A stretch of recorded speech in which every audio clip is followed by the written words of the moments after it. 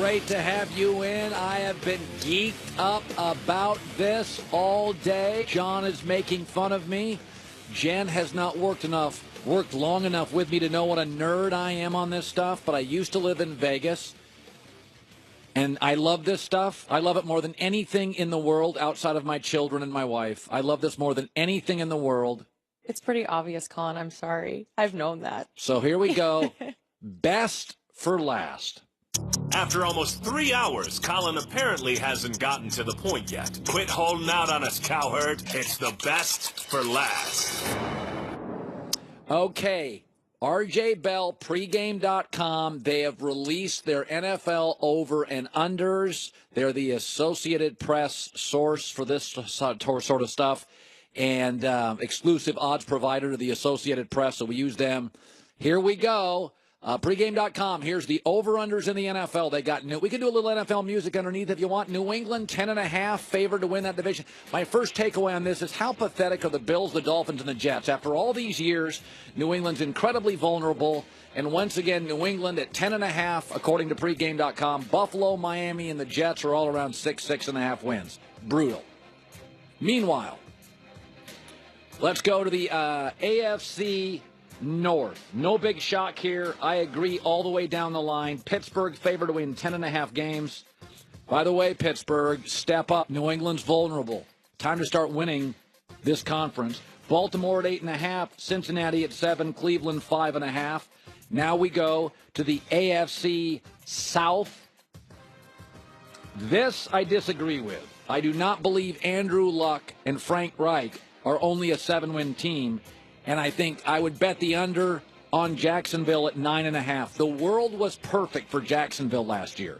Deshaun Watson got hurt and Andrew Luck got hurt.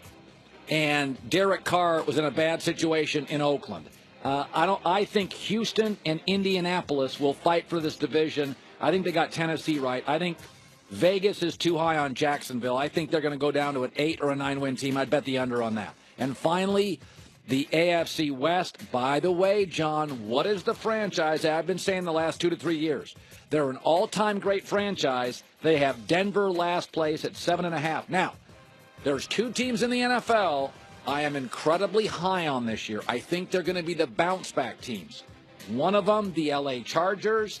They've got the Chargers winning the AFC West at 9. I completely agree with that. I also think John Gruden is going to take a year to figure this thing out, if it works at all. So there you go. There's the AFC predictions, the over-unders. What Vegas is saying, they're giving you the number. You can bet over or under. Fans generally bet the over because they're more optimistic and they get hyped up. Now let's go, pregame.com. Let's go to the NFC over and unders. This is the better conference. Let's start with the NFC West. They got the Rams going from 13 wins last year, pulling down to 10 wins this year. Now, I strongly agree with that. I think they could be chemistry issues. I also think McVay and Goff caught people by surprise. I also think the Rams were uniquely healthy last year. They're not going to be this healthy. Now here's what's amazing. They got San Francisco at 9, Seattle 8.5, and Arizona at 6. How much respect is Vegas paying Kyle Shanahan and Jimmy Garoppolo that despite San Francisco in rebuilding mode is only a game under the Rams, who have essentially an all-star cast of players?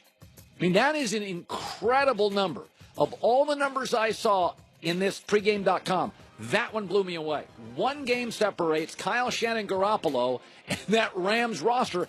And I think even the Niners would acknowledge they're in rebuild mode. Just wow. That is the shocking number to me. Niners at 9. Now, I would probably take the under on that, but I think they'll be close to 9. Let's go in the NFC now to the NFC South. They have New Orleans as the wild card team. Atlanta 9.5 wins. Saints at 9. Carolina 8.5. Tampa Bay 6.5. I'll tell you, you know what that tells me? Vegas isn't buying the whole Dirk Cutter, Jameis Winston thing. Because they got good enough players. They don't have a good O-line. They're good everywhere else. They got players. They need some secondary help and O-line help. But it tells you that Vegas doesn't buy Jameis Winston. I don't necessarily disagree with this. I'm those numbers are all look good to me. I'd stay. I wouldn't put a lot of money either way on that. Those numbers all look good to me. Let's go to the NFC North. Okay, here's what jumps out to me. They got Minnesota 10.5, Packers 10, Detroit 8, Chicago 6.5. Here's what jumps out to me. Has there ever been a player in NFL history that Vegas respects more than Aaron Rodgers?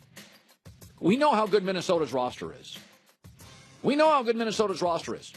And they basically have that Green Bay roster, which last year when Aaron Rodgers got hurt, looked no better than Cleveland. They have Aaron Rodgers just a half game under Minnesota. I mean, that is incredible respect to Aaron Rodgers. How much Vegas looks at him as a complete franchise, generational talent. That is amazing. I'd probably bet the over on Minnesota there. And finally, the most interesting division in football, I think. How about this? John, what do you notice with this, John? That Vegas likes the Cowboys as much as you Well, do. isn't that interesting? Philadelphia does have the most high-end players in that division, and Philadelphia, who Vegas has them at 10.5, Dallas 9 wins, Giants 7, Washington 6. Alex Smith and Jay Gruden 6 wins. I'd bet the over on that. That tells me Vegas doesn't like Jay Gruden much because they've always. I mean, guy, when's the last time Alex Smith was healthy for a year and only won 6 games? That seems bizarrely low. But it tells you pregame.com likes Dallas too. This is what I said going into this draft. Dallas has what, John? 10 or 11 picks. And Dallas only really has 2 areas of concern. I think they could use another defensive interior lineman. Who couldn't outside of the Rams in the NFL? I mean, who couldn't? Outside of the Eagles and the Rams, everybody could. And I think they need help in the back end of their secondary. They could use a receiver, but not a make or break thing. I think they may get Christian Kirk if he's available. Maybe they go and get him because he's from Texas A&M. But there you go. Pregame.com, RJ Bell. God, I love that stuff. Tomorrow on the show, what a show. Josh Rosen stops by, and Jay Glazer stops by. So we have the story breaker of note, and Greg Cosell said Josh Rosen is the best prospect. Car won't start no matter where it is you call home. The weather has been zany lately. In the Northeast, snow, Midwest, snow. Just a couple of weeks ago out west, it's been incredibly wet. Advance Auto Parts is there for you. They offer low prices and a variety of valuable services for free, no charge to you, the consumer. That includes free battery, starter, and alternator testing. They'll test your battery, test your starter, test your alternator free. And they'll even give your new battery installation for free if you purchase it. They have Speed Perk members, get $20 in rewards. Advance has 6,000 locations across North America. So don't miss out. Get your car back on the road, your truck, your SUV.